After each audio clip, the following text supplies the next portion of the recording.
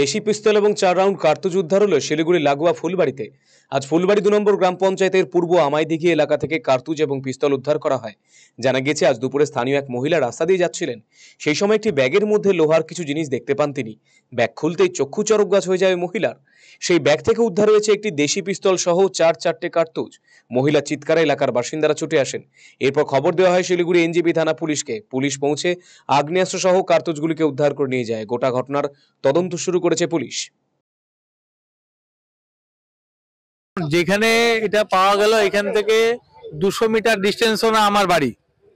তো আমার বাড়িতে 23 তারিখে এত বড় একটা ঘটনা ঘটে গেল। শুনছি, আমি অনেকবার থানায় গেছি, শুনলাম যে ধরা পড়ছে।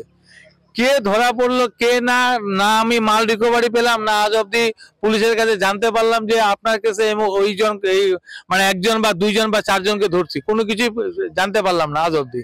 তো তারপরে আজকের যে ঘটনাটা, এখানে যে বন্দুক নিয়ে ধরা পড়লো, তাহলে আমারও বাড়িতে এইভাবে ঢুকেছিল ওরা, আমি জাগ না পেলে আমাকে মেরে দিত। এবার আমি হয়তো প্রাণে বেঁচে গেছি, সে উপরওয়ালার কৃপায় আমি বেঁচে গেছি। এরকম ঘটনা তো আরো অনেক জায়গায় ঘটছে, নিত্য হবে, কারো যা হবে, প্রাণহানির ঘটনা ঘটবে।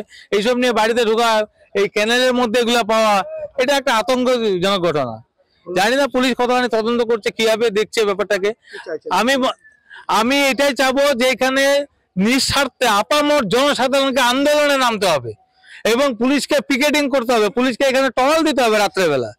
আপনি কি দীর্ঘদিন থেকে পেটের বিভিন্ন সমস্যায় ভুগছেন, গ্যাসের সমস্যায় ভুগছেন?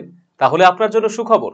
এখন থেকে প্রতি মাসের নির্দিষ্ট দিনে দিশারি হেলথ কেয়ার রায়গঞ্জ শাখায় নিয়মিত বসছেন হায়দ্রাবাদ থেকে আগত বিশিষ্ট গ্যাস্ট্রোএন্টারোলজিস্ট ডক্টর রবি কিরণ পেরুমাল্লা।